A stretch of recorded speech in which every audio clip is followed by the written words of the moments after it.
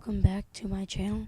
Now today this is going to be a $250 gaming PC build, gaming air quote, but this will run a little bit under the 250 mark at about 230 I think it was.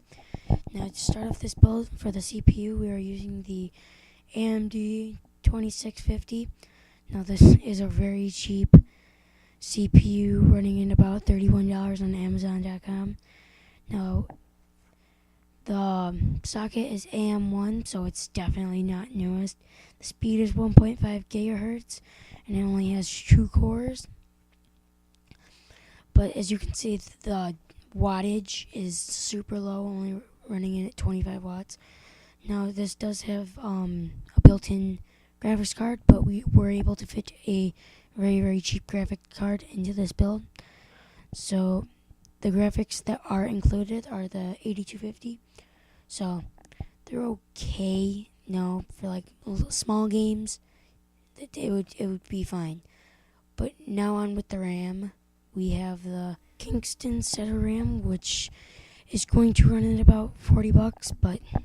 And this is off of ncix.com, and this is pretty good RAM for the price. I mean, it's 4 gigabytes, got a good speed. This is DDR3 RAM. The price per gigabyte is $10, and the voltage is only 1.5 volts. And the color on it is green. All the specs are right there, as you can see. But that was the RAM, and now on with the motherboard. We have the ASRock AM1B-MDH. Now, I found this on newegg.com, and it has no ratings on PC Part Picker, but I have no doubt in it because it is from ASRock, which is a very reliable company on motherboards. But this is a micro ATX form factor, and the CPU spec is AM1, which matches our CPU. And this only has two 240-pin DIMM slots, so that if you ever wanted to get 16 gigabytes of RAM, which is the max memory for this, you would have to take out the 4 gigabytes we have in this build and add 2 8s. Now this does have onboard Ethernet, but it has to be wired, and this has 2 SATA 6 gigabyte ports. Now for the hard drive, we have the Western Digital Caviar Blue. Now sadly this is only 160 gigabytes, but that is all we could fit into this build.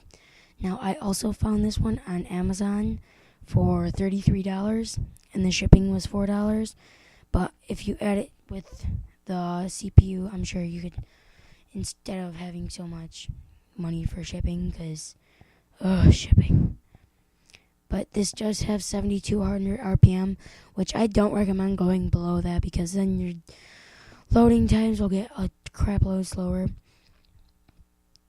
But yeah, for cache, this has 8 megabytes, and that's that.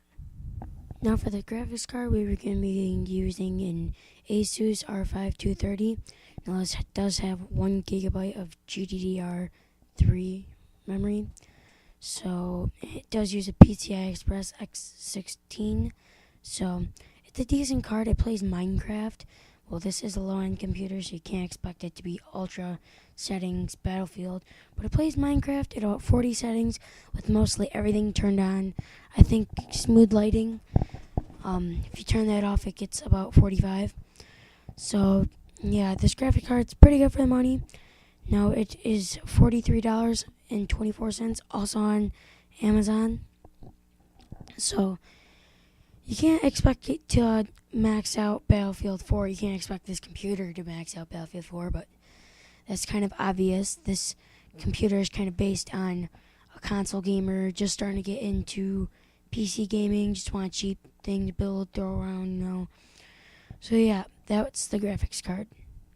Now for the case, we're going with an Antec VSK 4000. Now this is an ATX mid-tower case. The color is black, and it has one external 3.5 bay and 3 external 5.25 bays and 2 internal 3.5 inch bays.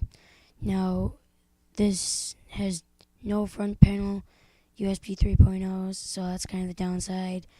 But what do you expect? Now the dimensions for this are 16.8 inches by 7.28 inches by 17.20 inches. Now if you want to see all that, again, right there at the bottom, where it says dimensions. Now we are going to be going on with the power supply. We have the Corsair CX430M. Now this is Corsair is a well-known power supply company, so I have no doubt that this is going to be a good one. Now this is from Newegg at $24.99 with free shipping. Now that's the promo, but for just the base it's $50. So if you're gonna make it fit into $250, you have to get the promo. But if you're gonna use the base, you have to make it a $300 gaming PC build. But the wattage on this is 430 watts, but this is 80 plus bronze certified, and the efficiency is about 85%. So it's not quite silver, but it definitely makes it past bronze. Now that is going to be wrapping up our $250 gaming PC build. Now remember, if you're going to be adding an operating system like Windows, it's going to cost you an extra $100. But if you're going to just put Linux or Steam, that's perfectly fine. And there are ways to find Microsoft for free.